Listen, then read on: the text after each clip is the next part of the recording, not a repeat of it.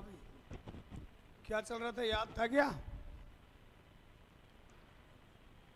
मनोविज्ञान के संप्रदायों में पहला हो गया था कौन सा? सरसनावाद। सरसनावाद कर लिया था क्या? याद कर लिया? पढ़ा था क्या? आज ही आई है?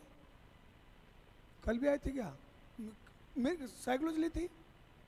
ये लेट आई थी? टाइम पे आई थी क्या? सरसनावाद पढ़ा था? फिर तो ठीक है। तो इसमें कहीं दिक्कत थी क्या भाई? सरसनावाद में कहीं दिक्कत थी क्या? कोई दिक्कत नहीं। सरसनावाद कब आया था? 1817 में। किसने दिया था? विलियम वुंट और दूसरा विद्वान टिश्नर। इन्होंने मनोविज्ञान को कैसा विज्ञान माना? चेतना का विज्ञान। और इन्होंने अध्ययन क्या किया था? चेतना के अंगों के निर्माण का। चेतना के अंगों के निर्माण का। चेतना के अंग कितने होते हैं? 3। पहला कौन सा? संवेदना, दूसरा भाव और तीसरा प्रतिमा। 3 वुंट ने कितने बताए? कौन कौन से? संवेदना और भाव। और उसने टिश्नर ने 3 बताए थे। पहला कौन सा? संवेदना, दूसरा राग, तीसरा प्रतिमा। ये 3 टिश्नर ने बताए थे। विधि कौन सी थी? विधि कौन सी थी? अंतर्दर्शन विधि। अंतर तो मनोविज्ञान की ये सबसे प्राचीन अध्ययन विधि, सबसे प्राचीन है। अब दूसरा संप्रदाय आता है राग। राग, हाँ वो एक जैसे ही है ये, इसलिए अपन कहते हैं इनको। भाई उन्होंने तो अलग अलग अपने अपने बताए। माइनर तो थोड़ा डिफरेंस तो है ही, लेकिन इतना ज़्यादा डिफरेंस नहीं है कि अपन को अलग अलग करना पड़े। हाँ, टिश्नर ने राग बताया और वुंट ने भाव बताए थे। ये था। अब आता है दूसरा संप्रदाय, मनोविज्ञान का दूसरा संप्रदाय, प्रकार्यवादी संप्रदाय। प्रकार्यवादी संप्रदाय। फंक्शनलिज्म, इसको इंग्लिश में कहते हैं फंक्शनलिज्म।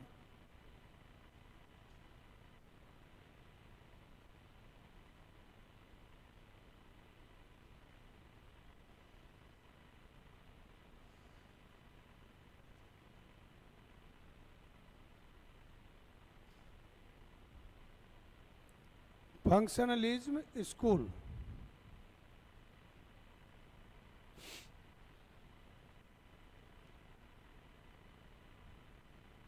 Functionalism school.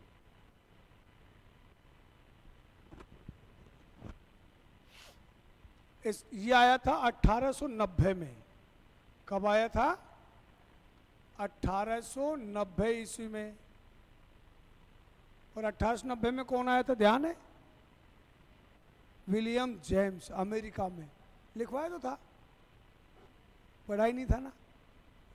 पढ़ा करो, पढ़ा करो।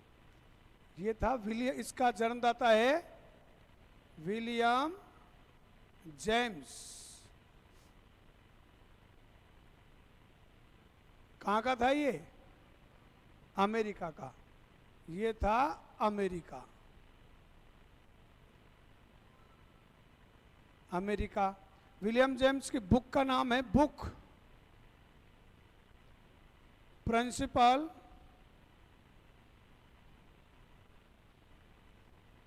Of psychology.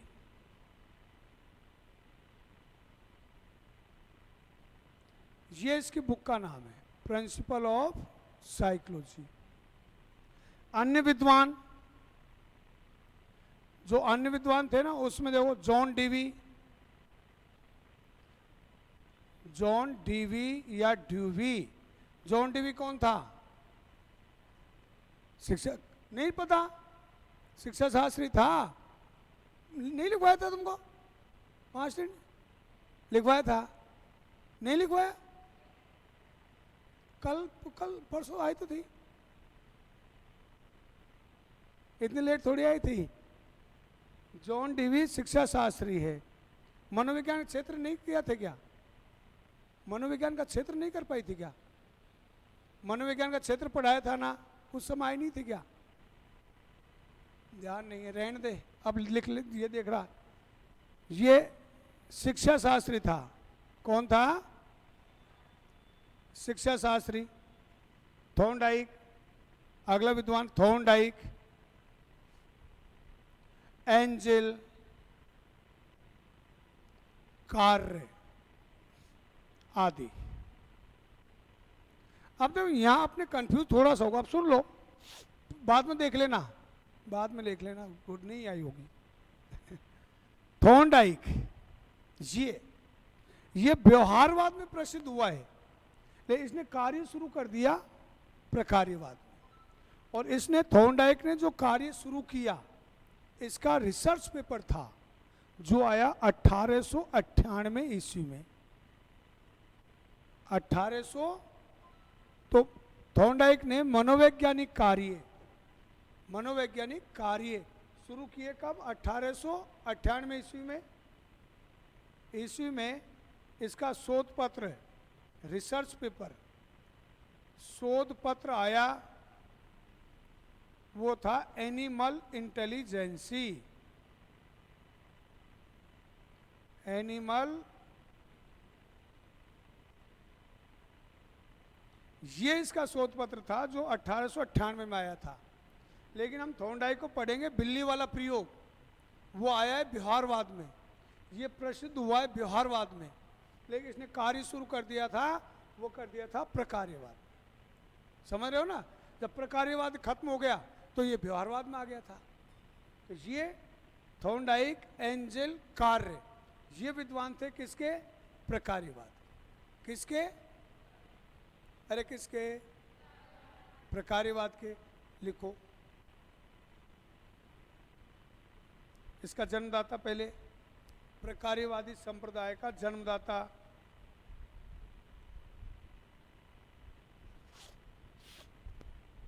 जन्मदाता लिखो विलियम जेम्स।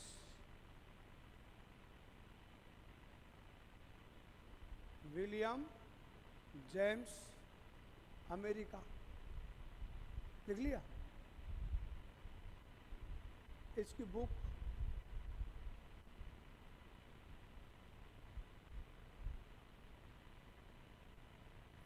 है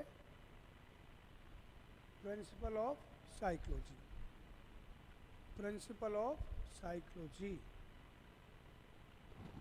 बुक का नाम है प्रिंसिपल ऑफ साइकोलॉजी।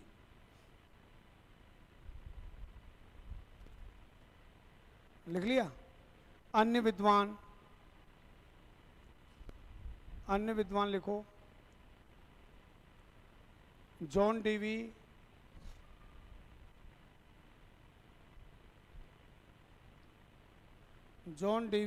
शिक्षा शास्त्री है, इसके आगे लिख लो शिक्षा शास्त्री।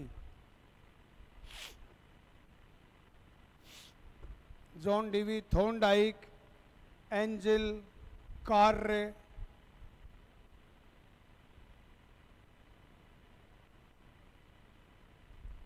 जल्दी आज लेट आई ना, पता नहीं भागते भागते आती है। कहाँ से आती है? ये खातीपुरा रहा, वो कितनी दूर करे? खातीपुरा से। ये रहा खातीपुरा। हाँ, ये बात भी सही है।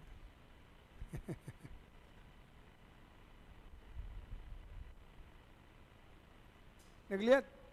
जॉन डीवी, थॉर्नडाइक, एंजेल, कार्य आदि।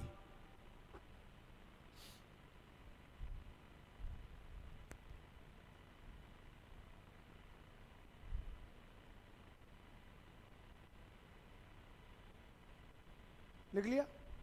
अब लिखो इसमें थॉर्नडाइक ने 1898 ईस्वी में 1898 98 ईस्वी में एनिमल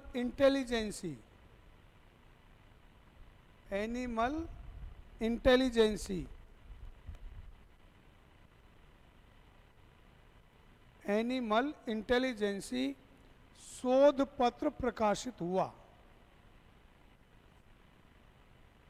शोध पत्र, रिसर्च पेपर, शोध पत्र प्रकाशित हुआ।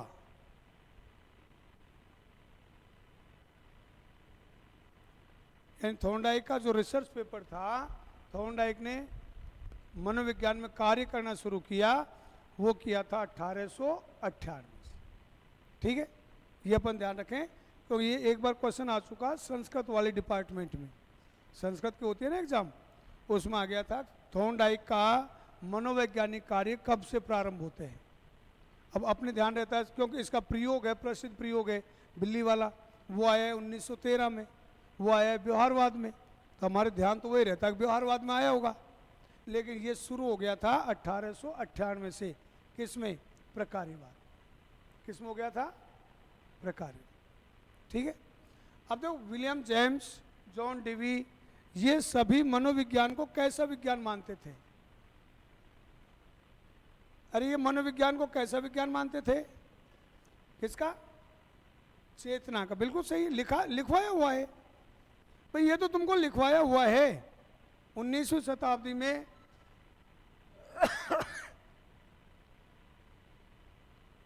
19वीं शताब्दी में मनोविज्ञान को क्या माना गया था?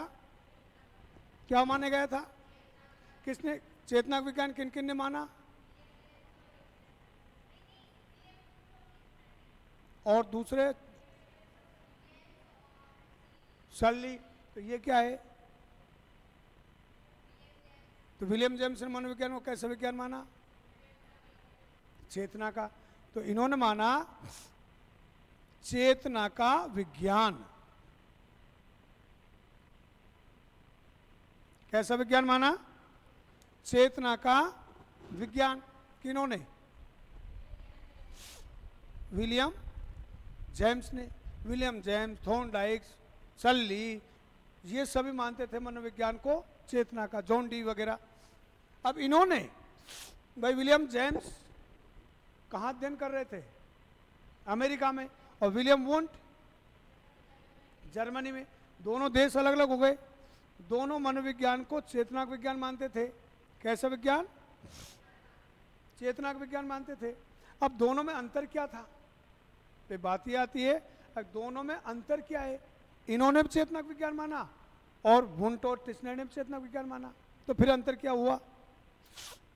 तो अंतर हुआ इसका, जो अंतर था भाई, इन्होंने चेतना के अंग कार्य कैसे करते हैं, इन्होंने अध्ययन किया चेतना के जो अंग हैं वो मिलकर कार्य कैसे करते हैं, कार्य कैसे करते हैं, ये अध्ययन किया किसने? William James, Thorndike, John Dewey, angel कार्य। और विलियम वुंट ने अध्ययन किया क्या? चेतना के अंगों के निर्माण का। तो जर्मनी में तो अध्ययन हुआ चेतना के अंगों का निर्माण कैसे होता है। और इन्होंने कहा चेतना के अंग तो बन गए ना, यानी प्राणी में जब चेतना है, जब मनुष्य में चेतना है तो चेतना के अंग तो बन गए, फिर हम चेतना के अंग कैसे बने, क्यों बने, क्यों अध्ययन, क्या फायदा? भाई चेतना के अंग तो है ही ना। तो हमें अध्ययन करना चाहिए चेतना के अंग कार्य कैसे करते हैं, चेतना के अंग परस्पर मिलकर कार्य कैसे करते हैं, ये अध्ययन करना चाहिए। ये किस में किया गया? विलियम जेम्स ने। किस संप्रदाय में? तो इन्होंने अध्ययन किया चेतना के अंग परस्पर मिलकर कार्य कैसे करते हैं। किन्होंने अध्ययन किया? विलियम जेम्स ने। तो इसमें प्रकार्यवाद में और उसमें संरचनावाद में अंतर क्या हुआ? हाँ, कैसे कार्य करते हैं। तो इसमें तो अध्ययन हुआ प्रकार, साफ लिखा कार्यवाद, प्रकार्यवाद कह लो, कार्यवाद कह लो, एक ही बात है। कार्य करना, कौन से? चेतना के अंग, चेतना के अंग मिलकर कार्य कैसे करते हैं, यह अध्ययन किया गया किसमें? किसमें? प्रकार्यवाद में। और संरचनावाद, संरचना यानी बनाना, तो विलियम वुंड ने अध्ययन किया चेतना के अंग बनते कैसे हैं, तो दोनों में अंतर हुआ ना। इन्होंने अध्ययन किया चेतना के अंग कार्य कैसे करते हैं, और विलियम वुंड और टिस्नर ने अध्ययन किया चेतना के अंग बनते कैसे हैं, तो दोनों में अंतर हो गया। उन्होंने निर्माण का अध्ययन किया और इन्होंने चेतना के अंगों के कार्यों का। ठीक है। दूसरा, अध्ययन विधि दोनों की एक है, अध्ययन विधि दोनों में एक ही अपनाई गई। उनकी अध्ययन विधि कौन सी थी? अंतर्दर्शन विधि। इन्होंने भी अंतर्दर्शन विधि का प्रयोग किया। किसका? तो अंतर्दर्शन विधि का सबसे पहले प्रयोग किया विलियम वुंट ने। तो अंतर्दर्शन विधि का जन्मदाता तो विलियम वुंट है। तो टिस्नर ने और विलियम वुंट ने भी अंतर्दर्शन विधि का प्रयोग किया, और इन्होंने भी अंतर्दर्शन विधि का ही प्रयोग किया। किसमें? प्रकार्यवाद। समझ रहे हो ना, प्रकार्यवाद में। अब ये अमेरिका में आया है ये संप्रदाय। किस देश में? अमेरिका में। और संरचनावाद आया जर्मनी में। अमेरिका का जो ये विद्वान थे, अमेरिका के जो ये विद्वान थे, ये सबसे ज़्यादा प्रभावित हुए हैं, वो हुए हैं, आपने साइंस में पढ़ा हो, डार्विन के विचार।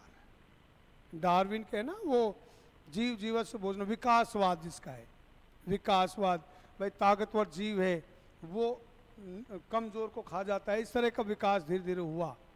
तो डार्विन के विचार हैं, डार्विन के, उसको कहा जाता है डार्विन का विकासवाद, डार्विन का विकासवाद।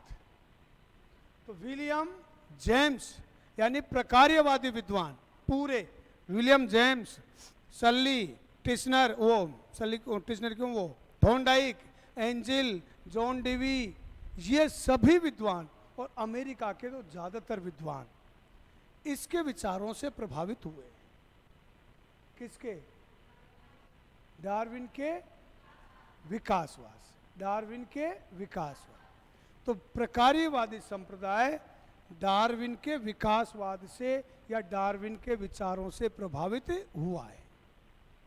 ठीक है, समझ रहे हो ना? क्या समझे?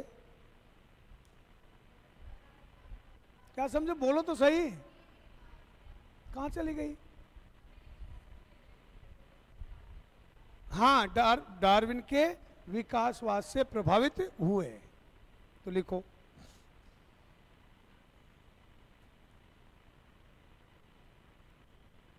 देखो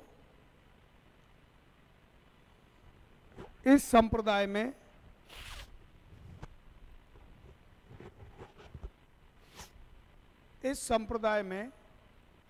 मनोविज्ञान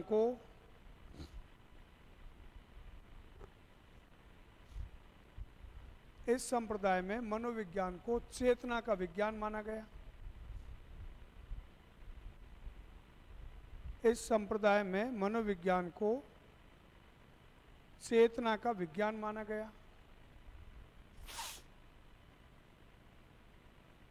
लिख लिया? आगे लिखो, इसमें चेतना के अंग, इसमें चेतना के अंग परस्पर मिलकर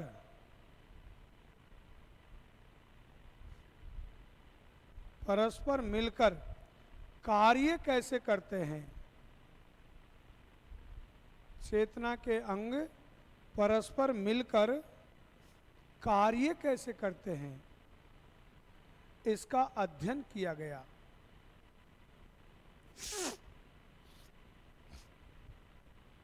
इसका अध्ययन किया गया।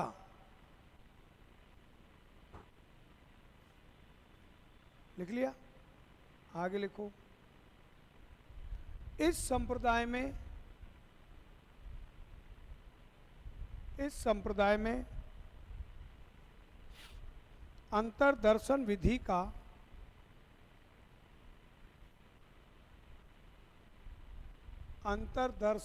का उपयोग किया गया।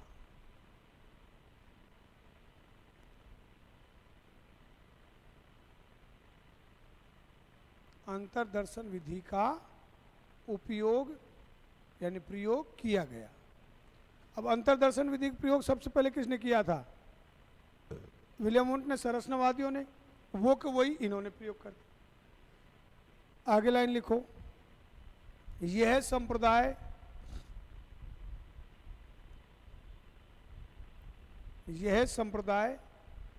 डार्विन के विकासवाद, यह संप्रदाय डार्विन के विकासवाद से प्रभावित हुआ है। यह संप्रदाय डार्विन के विकासवाद से प्रभावित हुआ है। ठीक है। अब देखो, मनोविज्ञान के ये दो संप्रदाय हैं। कौन कौन से? संरचनावाद और प्रकार्यवाद, जो मनोविज्ञान को चेतना का विज्ञान मानते हैं। क्या मानते हैं? चेतना का विज्ञान। अब इन्होंने चेतना का विज्ञान माना और संरचनावादियों ने माना। अंतर क्या हुआ दोनों में? संरचनावादियों ने किया चेतना के अंगों के निर्माण का अध्ययन, और प्रकार्यवादियों ने किया कार्यों का अध्ययन। दोनों में डिफरेंस आया। समानता, अध्ययन विधि दोनों की एक है। अध्ययन विधि दोनों की एक है, दोनों की विषय वस्तु एक है, चेतना का विज्ञान। अंतर केवल ये है कि ये डार्विन के विचारों से प्रभावित हुआ, इन्होंने कार्यों का अध्ययन किया, उन्होंने अंगों का निर्माण। लेकिन दोनों ही मनोविज्ञान को, दो संप्रदाय साइकोलॉजी में, ओनली दो, प्रकार्यवाद और संरचनावाद, जो मनोविज्ञान को केवल चेतना का विज्ञान मानते, और कोई सा भी नहीं है। समझ रहे हो ना? और कोई सा भी संप्रदाय नहीं है जो मनोविज्ञान को चेतना का विज्ञान मानता। समझ रहे हो? अब यहां तक बताओ, कोई दिक्कत है क्या? कोई दिक्कत नहीं, कोई दिक्कत नहीं। अब अगला संप्रदाय आता है, तीसरा।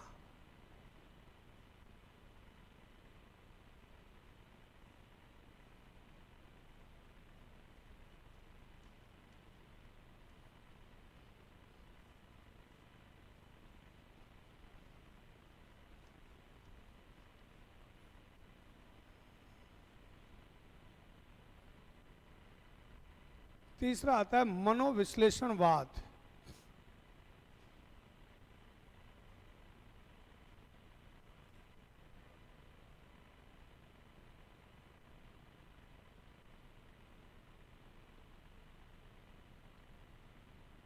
मनोविश्लेषणवाद,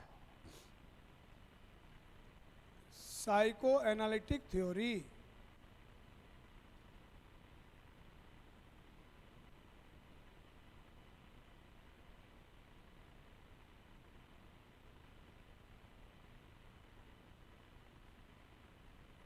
ये आई थी 1900 ईस्वी में। 1900 ईस्वी में।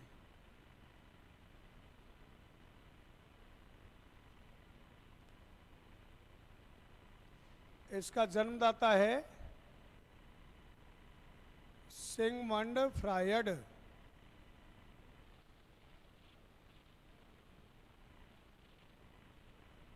सिगमंड फ्रायड ये वियना का चिकित्सक था।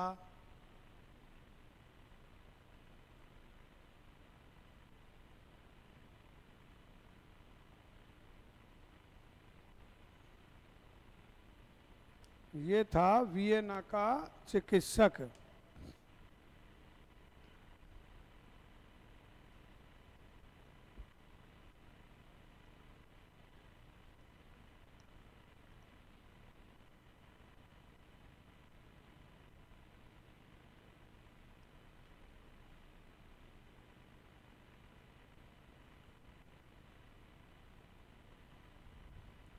ठीक है, वियना का चिकित्सक था।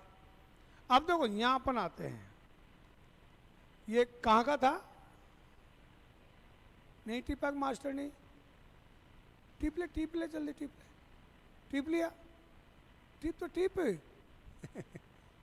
लिख ले, यही तो है ना, तो लिख ले, तो वियना का चिकित्सक लिख ले, लिख लिया तो अभी करे थी टिप लिया वियना का चिकित्सक था।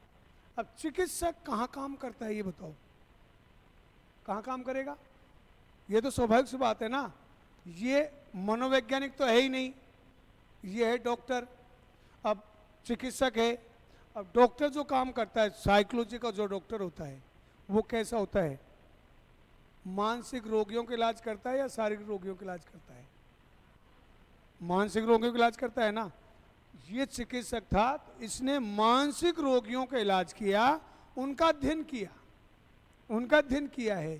तो इस संप्रदाय में इसने तो वही रोगियों की बात कही है, कैसे मानसिक रोग से रोगी होता है, वो किस तरह से इसका उपाय कर सकता है, उसके मन की भावनाएं कैसी हैं, उसकी अवस्था, मन की अवस्थाएं कैसी हैं, वहाँ कौन सी दमित इच्छा है, कैसे क्या है, ये सब पूरा वर्णन किया है।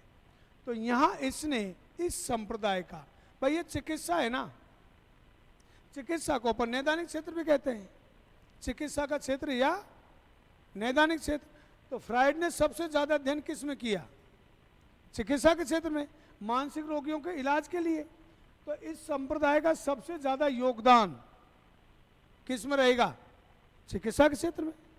भाई चिकित्सा के क्षेत्र में रहेगा, तो सिगमंड फ्राइड यानी मनोविश्लेषणवादी संप्रदाय का सबसे ज्यादा योगदान वो है चिकित्सा के क्षेत्र में। किसमें? तो इस संप्रदाय का सबसे अधिक योगदान,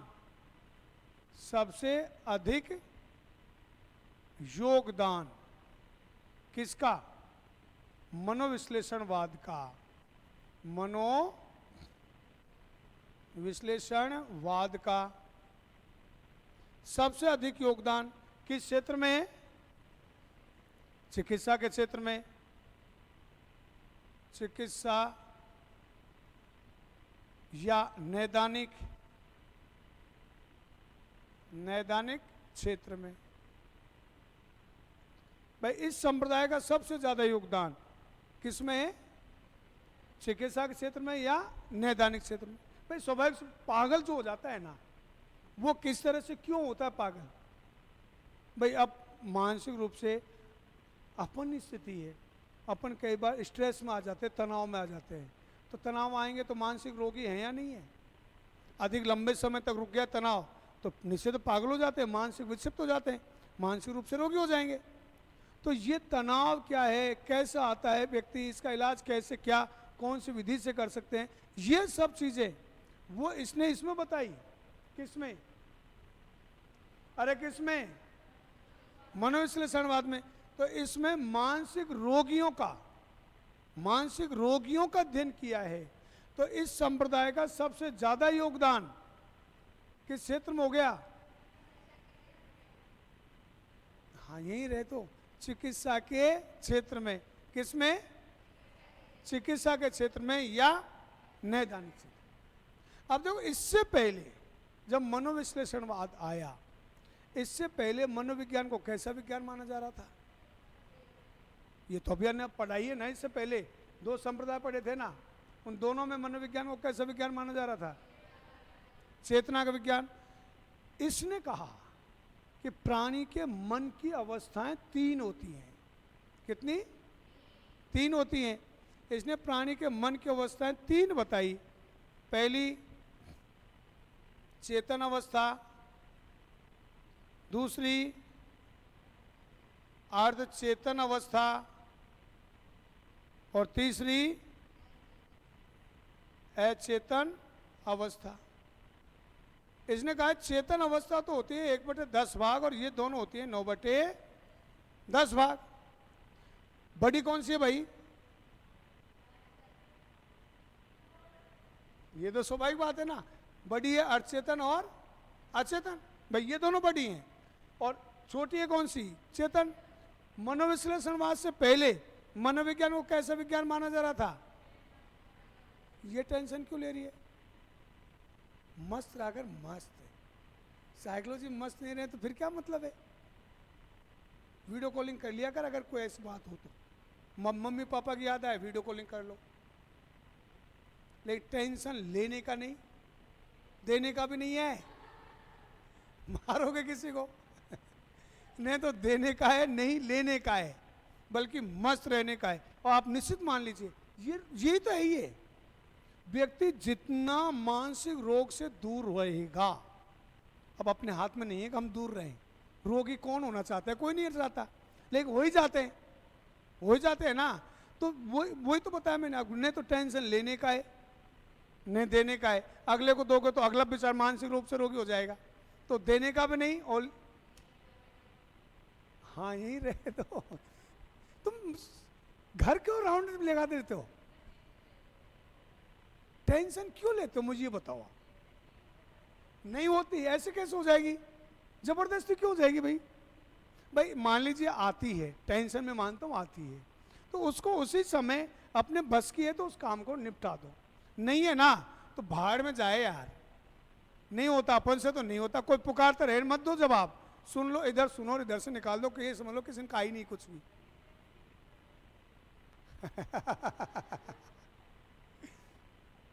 लेडीज की फितरत नहीं है। देखो हमारा स्वभाव ऐसा नहीं है। कोई स्वभाव में जेंट्स के अंतर कर दिया हो या लेडीज के अंतर कर दिया हो, हम तो स्वभाव के अनुसार अपने अनुसार हम व्यक्ति। अब मनुष्य नहीं होता क्या, कई बार ऐसा वो खुद स्ट्रेस में इतना आता है, बहुत ज़्यादा जाता है, लेकिन उसके उपाय होते हैं, हर चीज़ के उपाय होते हैं।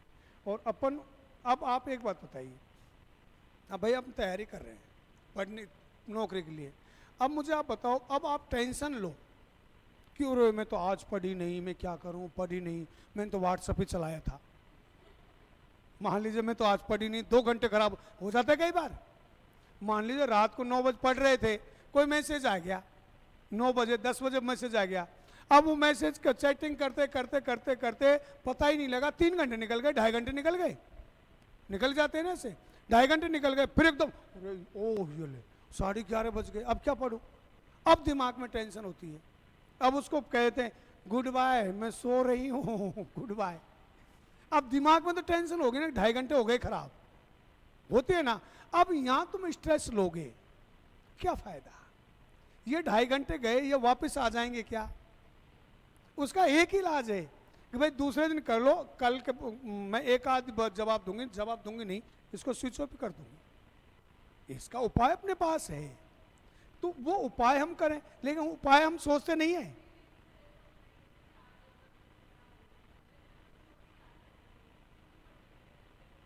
उसको दृढ़ता से, यही चीज है।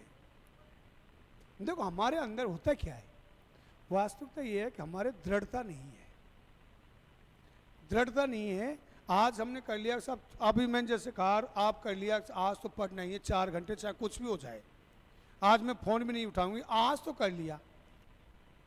कल जैसे मैसेज आया फिर लग गए चैटिंग में, फिर उरे 1.5 घंटे चले गया, फिर पछतावा होता है। तो वो हम काम तो खुद कर रहे हैं ना, अब उसका इलाज हम करते हैं दृढ़ता से, तब तो हो जाता है, तब तो हम रोगी होंगे नहीं। इसी तरह से ये विधियां होती हैं, इनमें इसने इसी चीज को बताया, भाई इसी चीज को बताया है कि, और स्वाभाविक सी बात है कि टेंशन लेकर के कोई फायदा नहीं होता। आप निश्चित मान लीजिए तुम बिना टेंशन के पढ़ोगे ना, बिना टेंशन के, टेंशन के बिना का मतलब ये नहीं है कि पढ़ने की चिंता नहीं है। भाई ऐसा नहीं है साहब, अरे यार टेंशन सर ने तो मना ही कर दिया, टेंशन नहीं लेना है, खा पी 4 घंटे सोए आराम से, फिर रात को 8 घंटे 10 घंटे सोए, ऐसा वो टेंशन क्या, वो तो और भी ज़्यादा मामला ख़राब है। टेंशन का मतलब ये होता है कि भाई हमने पढ़ा, हमारी कैपेसिटी मान लीजिए 5 घंटे की है, 5 घंटे अपने पढ़ लिया, तो फिर दिमाग में ये नहीं रहना चाहिए यार और मैं पढ़ लेती और पढ़ लेती, अरे क्या करूँ ये तो याद नहीं है, ऐसा नहीं। पढ़ लिया हमने, कैपेसिटी के अनुसार पढ़ा, उपयोग कर लिया, और आप निश्चित एक टाइम टेबल बना लोगे ना, उस पर दृढ़ता से कायम रहोगे तो टेंशन नहीं आएगी, कभी नहीं आएगी। लेकिन 2 दिन नहीं, वो मैं दृढ़ता वही कह रहा हूँ, दृढ़ता तुम मन में निश्चित कर लोगे ना, अगर मुझे तो ऐसा करना ही है, फिर कोई नहीं टालेगा। घर वालों को भी जब आप बता दोगे कि मुझे इतने से इतने बजे पढ़ना ही है, चाहे कुछ भी हो जाए, फिर वो भी उसको एक्सेप्ट कर लेंगे। और जब तुमने एक दिन उसको बिगाड़ दिया, उनको पता है कि ये 9 बजे से लेकर 11 बजे तक पढ़ेगी, कोई नहीं रोक सकता, 12 बजे तक पढ़ेगी, कोई नहीं रोक सकता, 8 से 12, 9 से 12, जो भी टाइम आपने निश्चित कर रखा है, उस समय एक आध दिन तो घर वाले कहेंगे, फिर आप कह दोगे देखो चाहे कुछ भी है, मैं इस टाइम को खराब नहीं कर सकती, तो फिर क्या होगा, दूसरी बार वो नहीं कहेंगे। और फिर अगर तीसरी बार तुमने बिना कहे उनके खुद कर दिया ना, तो फिर सोच लेंगे ये तो ऐसे ही है, कर काम। तो दृढ़ता होना बहुत जरूरी है, वो चीज़ है। ये तो फिर कल पढ़ेंगे, अब हो गया, बात कहाँ से